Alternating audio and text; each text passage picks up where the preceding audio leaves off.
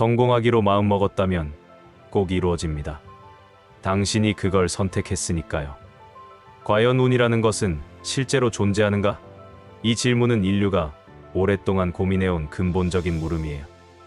어떤 사람은 타고난 금수저로 편안한 삶을 살고, 어떤 사람은 아무리 노력해도 가난을 벗어나지 못하죠. 이것이 정말 운명일까요? 아니면 우리가 바꿀 수 있는 무언가가 있을까요?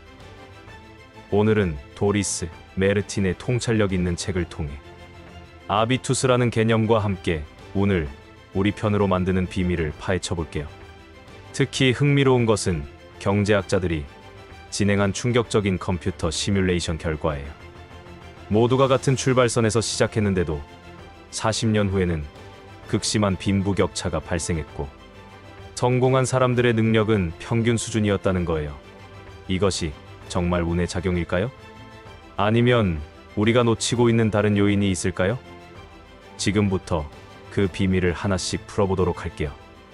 아비투스는 프랑스 사회학자 피에르 부르디에가 만든 개념으로 단순한 습관을 넘어서는 훨씬 더 깊고 강력한 힘을 의미해요.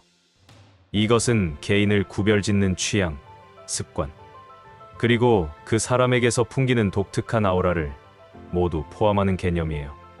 쉽게 말해, 당신이 어떤 사람인지를 결정하는 보이지 않는 프로그램 같은 거예요. 예를 들어볼게요. 똑같은 월급을 받는 두 사람이 있어요. 한 사람은 급여일이 되면 즉시 명품 매장으로 가고 비싼 레스토랑에서 식사를 하며 SNS에 자랑하기 바빠요. 다른 사람은 월급의 일부를 저축하고 투자 공부를 하며 도서관에서 시간을 보내죠. 이 차이가 바로 아비투스의 차이예요. 표면적으로는 작은 차이 같지만 10년, 20년이 지나면 완전히 다른 삶을 살게 되는 거죠. 아비투스는 어린 시절부터 형성돼요.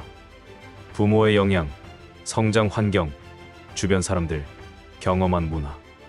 이 모든 것들이 우리의 아비투스를 만들어요. 그래서 부잣집 아이들이 자연스럽게 투자나 사업에 관심을 갖고, 예술가 집안에서는 예술적 감각이 발달하는 거예요. 이것은 유전자가 아니라 환경이 만든 아비투스의 영향이에요. 하지만 희망적인 소식이 있어요. 아비투스는 바꿀 수 있다는 거예요. 비록 쉽지는 않지만 의식적인 노력과 환경 변화를 통해 새로운 아비투스를 형성할 수 있어요. 도리스 메르틴은 더 나은 삶을 원한다면 바로 이 아비투스를 바꾸는 것이 핵심이라고 강조해요. 단순히 습관 몇 개를 바꾸는 것이 아니라 삶을 대하는 근본적인 태도와 관점을 바꾸는 거예요. 이것이 진정한 변화의 시작이랍니다. 도리스 메르틴은 부를 바라보는 혁신적인 관점을 제시해요. 대부분의 사람들은 부를 단순히 돈이 많은 상태로 생각하지만 실제로는 7가지 서로 다른 자본이 복합적으로 작용해서 만들어진다는 거예요. 이 관점은 왜 어떤 사람은 돈이 없어도 풍요롭게 살고 어떤 사람은 돈이 많아도 불행한지를 설명해줘요. 첫 번째는 경제적 자본이에요. 이것은 우리가 흔히 생각하는 돈, 재산, 투자, 자산 등을 의미해요. 두 번째는 심리적 자본으로 정신력, 회복 탄력성, 스트레스 관리 능력 등이 포함돼요. 아무리 돈이 많아도 정신적으로 무너지면 아무 소용이 없죠. 세 번째는 문화적 자본이에요. 교양, 예술적 취향, 문화적 소양 등이 여기에 해당해요. 이것은 단순히 교양을 뽐내는 것이 아니라 더 높은 수준의 기회에 접근할 수 있게 해주는 열쇠예요. 네 번째는 지적 자본으로 지식, 학력, 전문성 등을 포함해요. 다섯 번째 신체적 자본은 건강과 외모를 의미하는데 이것이 얼마나 중요한지는 모두가 알고 있죠. 여섯 번째 언어적 자본은 말투, 어휘력, 설득력 등을 포함해요. 같은 내용을 말해도 어떻게 표현하느냐에 따라 결과가 완전히 달라지죠.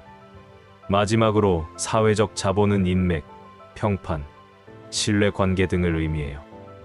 나의 생각으로는 이 7가지 자본의 균형이 진정한 부의 핵심이에요. 경제적 자본만 추구하다가 건강을 잃으면 무슨 소용이 있겠어요? 반대로 다른 자본들이 풍부하면 경제적 자본은 자연스럽게 따라오는 경우가 많아요. 예를 들어 뛰어난 언어적 자본과 사회적 자본을 가진 사람은 좋은 기회를 더 많이 얻게 되고 결과적으로 경제적 성공으로 이어지요. 중요한 것은 이 7가지를 통합적으로 관리하고 발전시키는 거예요. 경제학자 알레산드로 플루키노 연구팀이 진행한 컴퓨터 시뮬레이션은 정말 충격적인 결과를 보여줬어요. 수천 명의 가상인간에게 동일한 경제적 자본을 주고 40년간 자산 변화를 관찰했는데 결과는 우리의 예상을 완전히 뒤집었어요. 모두가 같은 출발선에서 시작했는데도 40년 후에는 극심한 빈부격차가 발생한 거예요. 더 놀라운 것은 파레토 법칙이 그대로 나타났다는 거예요. 상위 20%의 아바타가 전체 자산의 80%를 소유하게 된 거죠. 이것은 현실 세계의 부의 분배와 정확히 일치하는 패턴이에요. 하지만 가장 충격적인 발견은 따로 있었어요. 고소득을 올린 아바타들의 능력을 분석해보니 놀랍게도 평균 수준이었다는 거예요. 플루키노 연구팀은 이 결과를 바탕으로 운과 기회가 개인의 성공에 생각보다 훨씬 큰 영향을 미친다고 결론지었어요. 노력, 능력, 지능도 중요하지만 결정적으로 순풍이 불어줘야 한다는 거예요. 이는 우리가 흔히 믿는 노력하면 성공한다는 믿음에 큰 의문을 제기하는 결과였죠. 하지만 이것이 노력은 무의미하다는 뜻일까요? 절대 아니에요. 오히려 이 연구는 우리에게 중요한 통찰을 제공해요. 운이 중요하다면 우리는 그 운을 맞이할 준비를 해야 한다는 거예요. 마치 바람을 기다리는 범선처럼 순풍이 불어올 때를 대비해 돛을 펼쳐놓아야 하는 거죠. 준비되지 않은 사람에게는 아무리 좋은 기회가 와도 그것을 잡을 수 없어요. 이것이 바로 도리스 메르틴이 강조하는 핵심이에요. 도리스 메르틴은 플루키노의 연구 결과에 반박하며 중요한 통찰을 제공해요. 순풍의 도움을 받으려면 먼저 돛을 펼쳐야 한다는 거예요. 운이 중요하다는 것을 인정하면서도 그 운을 맞이할 준비가 되어 있어야 한다는 거죠. 여기서는 운을 부르는 6가지 구체적인 방법을 소개할게요. 첫 번째, 백만장자처럼 생각하라예요. 일반 소득자는 월급 단위로 생각하지만 고소득자는 연봉, 장기 계약, 연금, 투자 수익 등 추가 소득까지 고려하며 더 넓고 길게 생각해요. 이것은 단순히 숫자의 차이가 아니라 사고방식의 차이예요. 월급쟁이 마인드에서 벗어나 자산가 마인드로 전환하는 것이 첫걸음이에요. 두 번째, 돈의 가치를 인정하라예요. 많은 사람들이 부자가 되길 원하면서도 돈과 부자를 부정적으로 봐요. 돈이 전부는 아니야. 부자들은 나쁜 사람이야. 같은 생각을 하죠. 하지만 진짜 부자들은 다른 사람의 성공을 인정하고 거기서 영감을 얻어요. 돈을 긍정적으로 보는 것이 돈을 끌어당기는 첫걸음이에요. 세 번째, 구매의 유혹에 저항하라예요. 특히 20에 30대는 외식, 카페, 쇼핑 같은 즉각적인 만족을 위한 소비에 취약해요. 하지만 찰나의 쾌락을 사는 습관보다 가족과 시간을 보내거나 독서를 하는 것에서 즐거움을 찾는 것이 더 좋은 습관이에요. 소비 습관을 바꾸는 것만으로도 큰 변화가 시작돼요. 네 번째는 재정적으로 안전한 길을 따르라예요. 월급의 일부를 저축하는 것. 이 단순한 진리를 실천하는 사람이 얼마나 될까요? 10%든 20%든 자신에게 맞는 비율을 정하고 꾸준히 실천하는 것이 중요해요. 다섯 번째는 돈을 프로젝트처럼 관리하라예요. 부자들은 돈에 대해 더 많이 공부하고 이해해요. 마지막으로 돈이 나를 위해 일하게 하라예요. 5,000원짜리 커피를 사는 것은 단순한 소비가 아니라 미래의 수십만 원을 포기하는 선택이라는 것을 기억하세요.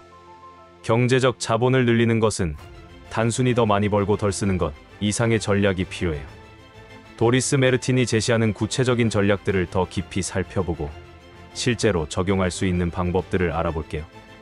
이 전략들은 당장 큰 돈이 없어도 시작할 수 있는 것들이에요. 먼저 수입의 다각화예요. 월급에만 의존하는 것은 위험해요. 부업, 투자 수익, 지적 재산권 등 다양한 수입원을 만들어야 해요. 예를 들어 자신의 전문 지식을 활용한 온라인 강의, 블로그나 유튜브를 통한 광고 수익, 주식이나 부동산 투자를 통한 배당금이나 임대 수익 등이 있죠. 처음에는 작은 금액이라도 괜찮아요. 중요한 것은 시작하는 거예요. 다음은 자산과 부채의 구분이에요. 로버트 기요사키가 강조했듯이 자산은 돈을 벌어다 주는 것이고 부채는 돈을 빼앗아가는 거예요. 많은 사람들이 자동차나 명품을 자산이라고 생각하지만 실제로는 가치가 떨어지고 유지비가 드는 부채예요. 진짜 자산은 주식, 채권, 부동산, 사업 지분 같은 것들이죠. 자산을 늘리고 부채를 줄이는 것이 부자가 되는 공식이에요. 복리의 마법을 활용하는 것도 중요해요. 아인슈타인이 복리는 세계 8번째 불가사의라고 했듯이 시간이 지날수록 그 효과는 기하급수적으로 커져요.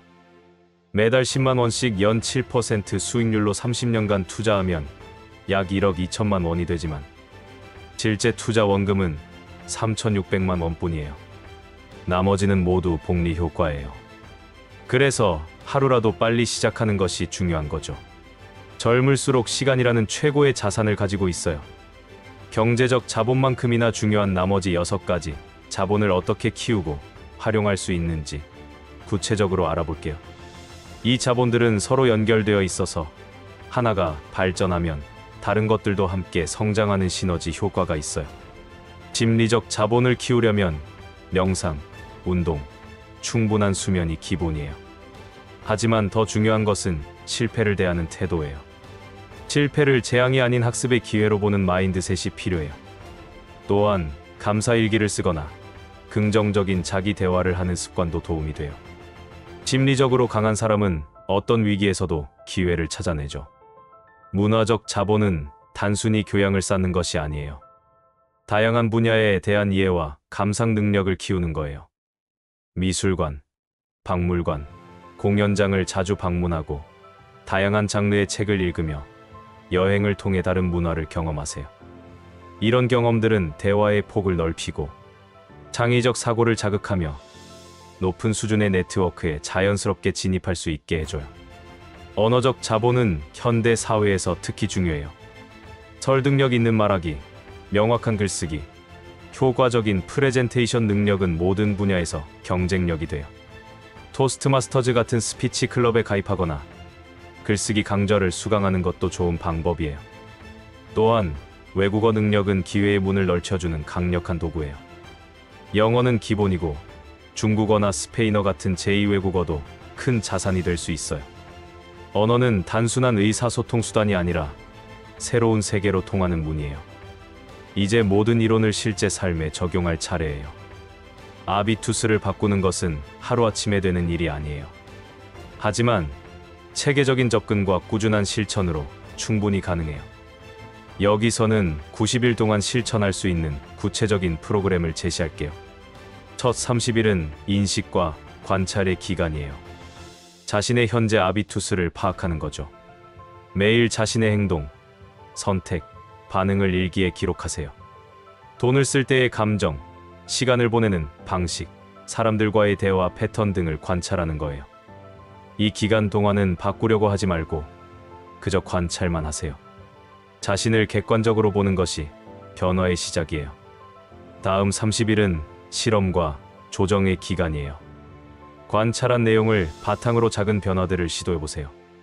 예를 들어 충동구매 습관이 있다면 수문의 시간 규칙 사고 싶은 것이 있으면 수문의 시간 후에 다시 생각하기를 적용해보고 부정적인 말투가 많다면 긍정적인 표현으로 바꿔보는 거예요. 이 기간에는 완벽하지 않아도 괜찮아요. 실험하고 배우는 과정이니까요. 마지막 30일은 정착과 확장의 기간이에요. 효과가 있었던 변화들을 습관으로 만들고 더 큰 변화로 확장하는 거예요. 이때는 환경도 함께 바꿔보세요. 새로운 사람들을 만나고 새로운 장소에 가보며 새로운 경험을 해보는 거예요. 90일이 끝날 때쯤이면 여러분은 이미 다른 아비투스를 가진 사람이 되어 있을 거예요. 변화는 가능해요. 시작만 하면 돼요.